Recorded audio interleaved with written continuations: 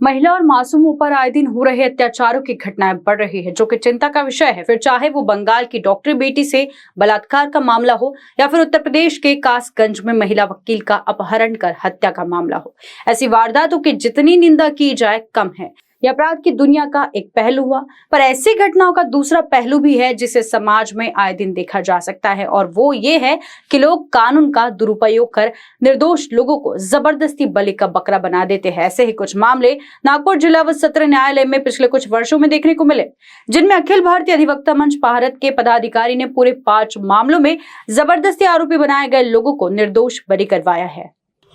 क्योंकि आए दिन हम ये देखते हैं कि जो हमारा कोर्ट ऑफिसर है, जिसे कोर्ट ऑफिसर कहकर पुकारा जाता है, उसके ऊपर आए दिन महाराष्ट्र में या पूरे देश में हमले हो रहे हैं। अभी अभी जैसे कासगंज का जो मामला है, कासगंज में एक हमारी अधिवक्ता बहन को कासगंज डिस्ट्रिक्ट कोर्ट के सामने से किडनैप करके उसकी हत्या कर दी गई। आज ही के पेपर में एक उड़ीसा के भारतपुर पुलिस स्टेशन की एक महिला अधिवक्ता के साथ में गलत व्यवहार किया गया, जिसके लिए कुछ पुलिस ऑफिसर्स को निलंबित भी किया गया। तो आए दिन ये अधिवक्ताओं के ऊपर ऐसे अत्याचार क्यों हो रहे हैं, यह एक प्रश्न है। क्योंकि और इस प्रश्न को ध्यान में रखते हुए हमारा मंच लगातार कोशिश कर रहा है कि पूरे देश में अधिवक्ता सुरक्षा कानून लागू हो, ताकि ये जो गलत काम करने वाले हैं, जो लोग अधिवक्ताओं के ऊपर हमले करने की कोशिश करते हैं, उन लोगों के ऊपर कहीं तो भी रोक लगे। हमारे मंच के प्रयास से हमने राजस्थान में अधिवक्ता सुरक्षा कानून लागू करवा दिया है।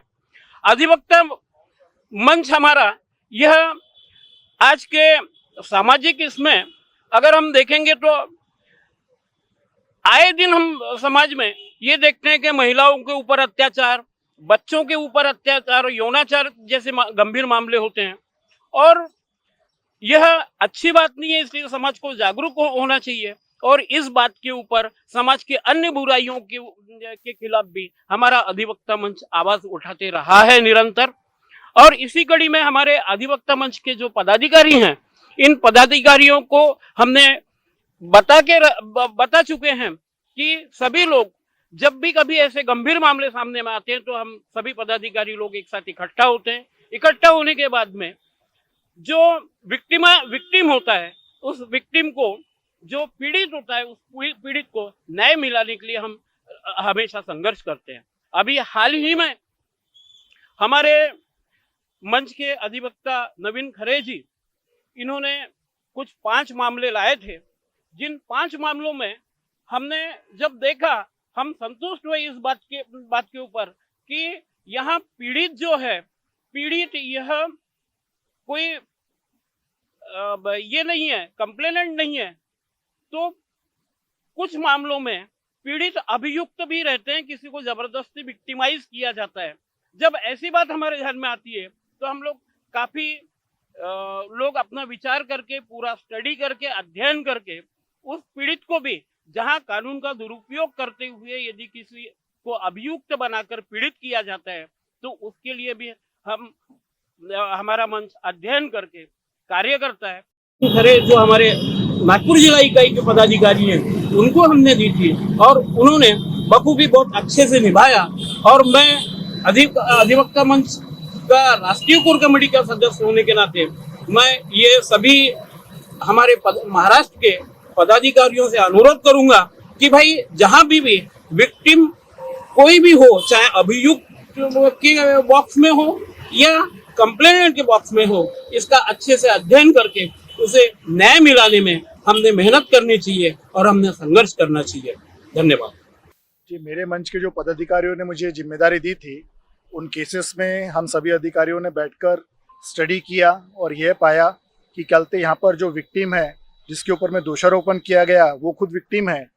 और कोर्ट के सम्मुख ये बात प्रस्तुत करने में हम लोग सफल हुए कि फैक्ट्स को देखते हुए, परिस्थितियों को देखते हुए और भारतीय साक्ष्य अधिनियम और भारतीय सुरक्षा अधिनियम के तहत जब हम देखते हैं कि कल इन्हें कुछ मुद्दों के ऊपर में बेनिफिट ऑफ डाउट मिलना चाहिए, तो उन बातों को हमने जब कोर्ट के सम्मुख लेके आया तो कोर्ट ने उन बातों को अप्रिशिएट किया और उनके आधार पर कोर्ट ने उन्हें छोड़ दिया है, बरी कर दिया, एक्विटल किया है। इसके लिए मैं अपने अधिकारियों का भी आभारी हूँ, प्लस कोर्ट ने उन चीज़ों को अप्रिशिएट किया, इसलिए मैं कोर्ट का भी धन्यवाद हूँ। कितने लोगों को बरी किया कोर्ट ने और कौन कौन से केस से? देखो, ऐसे 5 केसेस थे हमारे हाथों में और उन 5 केसेस में पांचों केसों में कोर्ट ने बरी किया है, जिसमें अपहरण करके उन्हें बहला फुसला के उनके साथ में जबरी संभोग किया गया, ऐसा उन पे दोष लगाया गया था। परंतु जब देखा गया तो इस प्रकार से कोई वारदात नहीं हुई थी और इसलिए कोर्ट ने उन्हें बेनिफिट ऑफ डाउट देते हुए छोड़ा है। इसके अलावा और कौन से केस को छोड़ा है? पोक्सो वगैरह भी कुछ था क्या? देखो, इसमें पोक्सो केस है और पोक्सो केस के ऊपर मैं कहना चाहता हूँ कि बच्चों को जो केस के उस एक्ट के माध्यम से, पोक्सो एक्ट के माध्यम से जो अधिकार मिले हैं, सुरक्षा प्रदान करने के लिए एक्ट बनाया गया है। इस एक्ट का कई बार माता पिता लोग अपने द्वेष को निकालने के लिए, रंजिश को निकालने के लिए कई बार अपने बच्चों को इंस्ट्रूमेंट के तौर पे इस्तेमाल करते हैं ताकि अपनी दुश्मनी के को पूरा कर सके और आगे वाले व्यक्ति को कड़ी से कड़ी सजा दिला सके। तो मैं विनती करना चाहूँगा आप लोगों के माध्यम से कि बच्चों का इस प्रकार से गलत इस्तेमाल ना करे। यदि सही में कल तक किसी बच्चे पर हुआ है तो हम सभी भारतीयों की यह जिम्मेदारी है कि उसको कड़ी से कड़ी सजा मिले, परंतु गलत किसी भी व्यक्ति को इस केस में न फंसाए, ऐसी मेरी आप सभी लोगों से गुजारिश है। जिला व सत्र न्यायालय नागपुर के किस न्यायाधीश ने ये आदेश पारित किया? शिकंडे साहब है, शिकंडे साहब ने छोड़ा है, फिर उसमें पांडे साहब भी है, पांडे साहब ने भी इन केसेस में छोड़े हैं। कितने आरोपी छोड़े गए कुल? 5 केसेस थे और 5 में 5 ही लोग आरोपी थे। उन 5 को छोड़ा है, 100% छुटकारा मिला है। क्या उन्होंने आगे अपील नहीं की हाईकोर्ट में? अभी तक के हमारे ध्यान में ऐसा कोई भी केस नहीं है जिससे हमें पता चला हो कि आगे वो लोग कल से अपील किए हैं। एडवोकेट नवीन खरे, हाँ, मैं AP सिंह एडवोकेट आपको संबोधित करता हूँ कि एडवोकेट नवीन खरे ये बहुत मेहनती वकील है और मेहनत करके केस लड़ते हैं और उनको विजय मिलती है, उनको ऐसी ही सफलता मिले, ऐसी मैं उनको शुभकामनाएं देता हूँ और अपने 2 शब्द समाप्त करता हूँ। Thank you very much. कारण न्यूज़ के लिए सचिन झोड़ापे की रिपोर्ट।